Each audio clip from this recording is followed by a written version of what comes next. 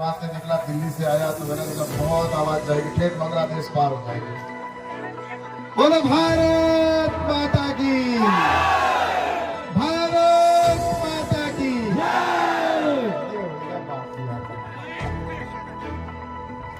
आज मोदी जी की गारंटी वाली गाड़ी आपके गांव में आई है और उसके स्वागत में आप इतनी बड़ी संख्या के अंदर आप सभी पधारे, इसके लिए मैं आपको तहे दिल से बहुत बहुत धन्यवाद देता हूं, बहुत बहुत साधुवाद करता हूं। और इस अवसर पर हमारे बीच में हमारे प्रतिपक्ष के नेता और बिहार की आवाज, हमेशा बुलंद आवाज के अंदर विधानसभा में अपनी बात को रखने वाले और यहाँ के लोकप्रिय विधायक आदरणीय विजय सिन्हा जी, और साथ ही मंच पर विराजमान है हमारे यहाँ की मुखिया बहन श्रीमती ज्योति देवी जी, और जिले के हमारे यहाँ के अध्यक्ष आदरणीय दीपक कुमार जी, साथ ही लोकसभा के संयोजक आदरणीय संजय कुमार जी, संभाग के प्रभारी आदरणीय हमारे उनको भी, और इसी तरह से कृषि विज्ञान केंद्र और एफपीओ से सदस्य जुड़ने के लिए भी यहाँ पर पूरी व्यवस्था की गई। तो ये मैं जहाँ तक देख रहा हूँ कि आज ग्रामीण क्षेत्र के अंदर यहाँ पर प्रधानमंत्री ने कहा कि मेरे देश का कोई भी गांव का व्यक्ति वंचित नहीं है, और इसलिए आज मैं भी यहाँ पर आपके बीच में आया और मैं आप सबसे कहना चाहता हूँ कि यहाँ पर जितने भी आए हैं, मैं यहाँ पर मिले, ये मैं पहली बार देख रहा हूँ कि देश का प्रधानमंत्री स्वयं गांवों के अंदर आकर योजना का लाभ जनता ले, ये पहली बार देख रहा हूँ। पहले हम विभाग के पास जाते थे, हम सरकार के पास में अनुनय विनय करते थे, लेकिन आज नरेंद्र मोदी जी कहते हैं कि आपको कहीं जाने की जरूरत नहीं है, ना मेरे किसान को जाने की जरूरत है, ना मेरे गरीब को जाने की जरूरत है। नरेंद्र मोदी जी की सरकार आपके द्वार पर आकर और आपके समस्या का समाधान करेगी, ये नरेंद्र मोदी जी का है। और इसलिए आज ये रथ यहाँ पर पहुंचा है और आपने यहाँ पर देखा होगा स्टॉलें भी लगी है। इन स्टॉलों के अंदर जो विभिन्न प्रकार के विभाग हैं, वो यहाँ पर स्वास्थ्य की भी जांच कर रहे हैं।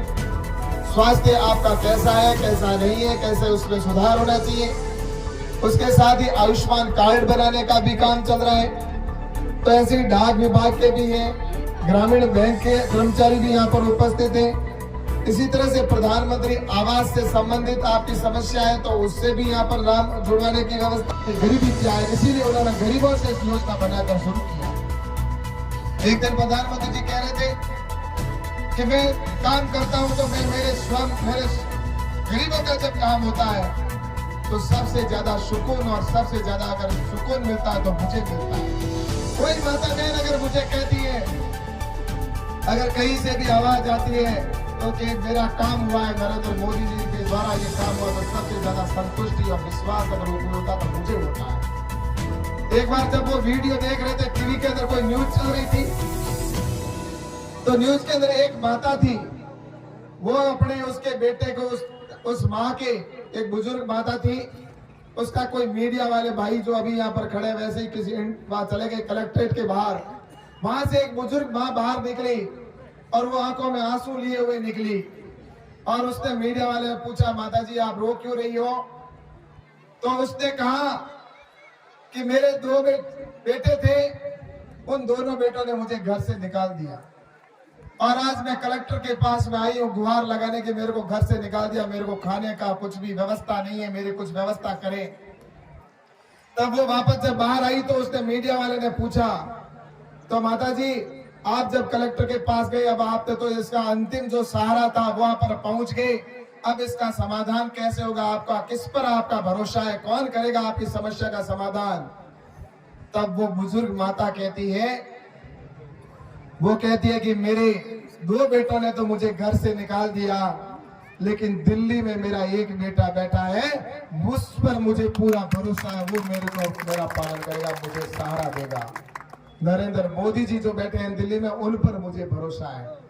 इसलिए प्रधानमंत्री जी ने वो मीडिया में जो देख रहे थे, उसको देखकर हमें जब ये बात बताई कि मैंने उसको देखा तो मैं अपने आप को इतना भावुक हो गया कि वास्तव में देश के अंदर कहाँ का क्या आदमी व्यक्ति को आवश्यकता है और उसका किस तरह से मेरी योजनाएं नीचे तक पहुंचती है और उनको मेरे पे कितना भरोसा है।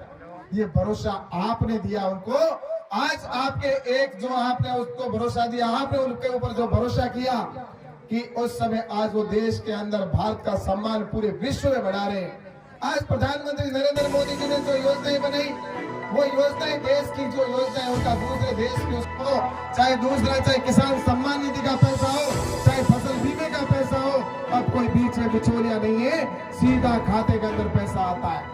इसी तरह से मैं आपसे कहना चाहता हूँ कि आज जहाँ पर प्रधानमंत्री आवास बने तो उसके साथ ही सेल्फ हेल्प ग्रुप की बात करता हूँ, तो उस समय को जब 2000 प्रधानमंत्री आवास जो थे उस समय जब उनके यूपीए की सरकार में कुल मिलाकर जो उनके जो सोचा प्रधानमंत्री आवास बनाए, उन्होंने 2 करोड़ बनाए आजादी से लेकर।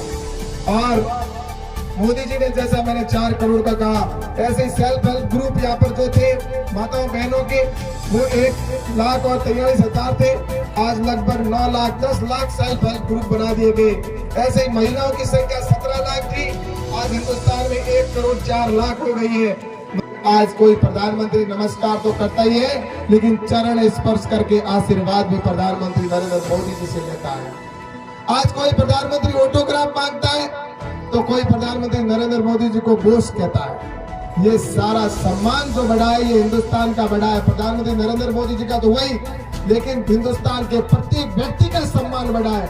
इसलिए मैं आप सबसे कहना चाहता हूँ कि प्रधानमंत्री नरेंद्र मोदी जी जिस तरह से किसानों के लिए कर रहे हैं, गरीबों के लिए कर रहे हैं, युवाओं के लिए कर रहे हैं, ये मैं सोचता हूँ कि पहले हो गया होता तो हिंदुस्तान कहाँ का कहाँ पहुंच गया होता। आज हिंदुस्तान को कोई गरीब नहीं कहता, हिंदुस्तान विकसित राष्ट्रों के अंदर आता।